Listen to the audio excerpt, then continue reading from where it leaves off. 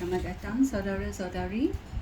Hari ini kita masuk belajar mengenai pelayanan kepada Tuhan, pelayanan kepada orang dan pelayanan kepada dunia. Yang pertama, bila kita sudah menerima penyelamatan Yesus Kristus, kita mau pelayanan kepada Tuhan. Pelayanan kepada Tuhan, kerana semua jemaah patut bermula dengan pelayanan kepada Tuhan, iaitu menyembah Tuhan, kerana Tuhan itu layak disembah. Tuhan layak disembah. Oleh itu kita mau memuliakan Tuhan. 4 fungsi yang kita mau buat bila kita dalam pelayanan kepada Tuhan. Kita mahu berdoa, kita mahu puji, kita mahu bersyukur, dan juga kita mahu sembah.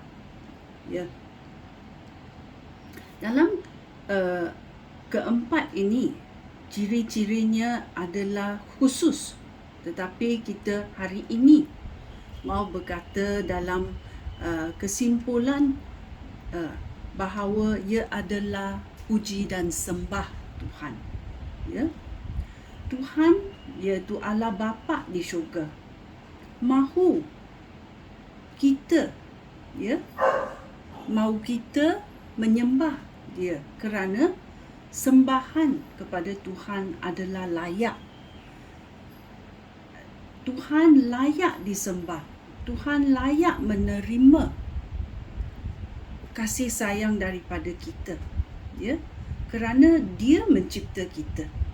Dalam 1 Yohanes babak 4 ayat 19 dan 20 berkata, kita mengasihi orang lain kerana Allah mengasihi kita terlebih dahulu. Kita mengasihi orang lain kerana Allah mengasihi kita terlebih dahulu. Bila Allah mengasihi kita, kita tahu macam mana nak mengasihi orang lain. Ayat 20 berkata, jika seseorang berkata, aku mengasihi Allah, tetapi dia membenci saudaranya, orang itu pendusta. Jika seseorang tidak mengasihi saudaranya yang dia boleh lihat, tidak mungkin dia dapat mengasihi Allah yang dia tidak boleh lihat. Inilah perintah yang diberikan oleh Kristus kepada kita.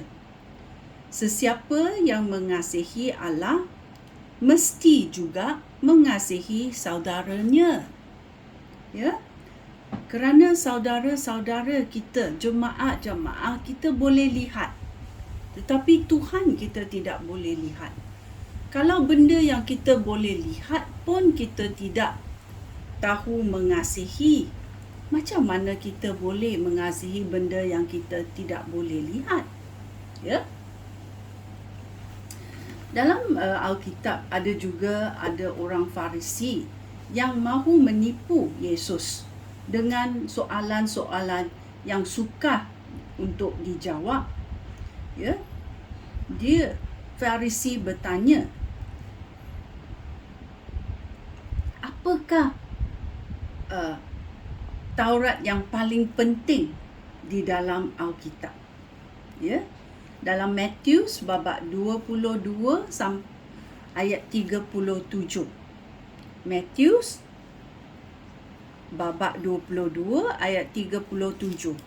Yesus menjawab, kasihilah Tuhan Allah kamu dengan sepenuh hati kamu, dengan segenap jiwa kamu, dan juga dengan seluruh akal kamu. Hati, jiwa dan akal mesti bersatu untuk kasihi Tuhan. Inilah perintah yang terutama dan yang terpenting. Perintah kedua sama pentingnya dengan yang pertama. Kasihilah sesama manusia seperti kamu mengasihi diri kamu sendiri. Seluruh Taurat Musa dan ajaran Nabi-Nabi berasaskan kedua-dua perintah ini. Ya. So dia berkata, Tuhan berkata, ya, kasihilah Tuhan Allah kamu dengan hati, jiwa dan akal kamu. Dan juga kasihilah saudara sesama manusia seperti kamu mengasihi diri kamu sendiri. So kita renung, adakah kita berbuat demikian? Ya. Kerana apa yang kita kasihi, kita mau sembah. Apa yang kita mau sembah ialah apa yang kita kasihi.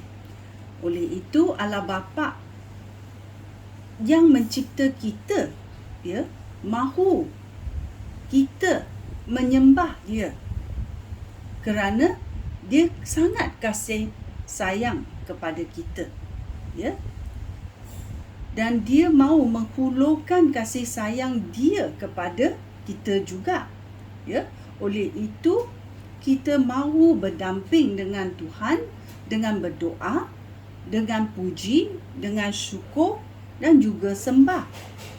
Dalam Yakobus bab 4 ayat 8, ya, Yakobus bab 4 ayat 8 berkata, hampirilah Allah dan Allah pun akan menghampiri kamu. So macam mana kita mau menghampiri Tuhan? Ya, kita boleh doa kepada Tuhan, kita boleh puji kepada Tuhan, kita boleh syukur kepada Tuhan, kita boleh sembah Tuhan untuk memuliakan Tuhan. Ya.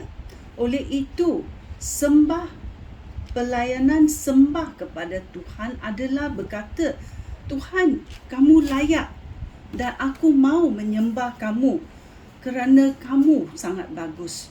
Kamu adalah Tuhan seluruh dunia ini. Kamu adalah Tuhan, Tuhan saya dan Tuhan kepada manusia. Ya. Oleh itu, bila kita mengucap sembah Tuhan, kita memuliakan Tuhan. Kita berkata, Tuhan kamu layak. Iaitu perhubungan dengan Tuhan dan penyembahan kita kepada Tuhan menjadi satu. Ya, tidak boleh dipisahkan.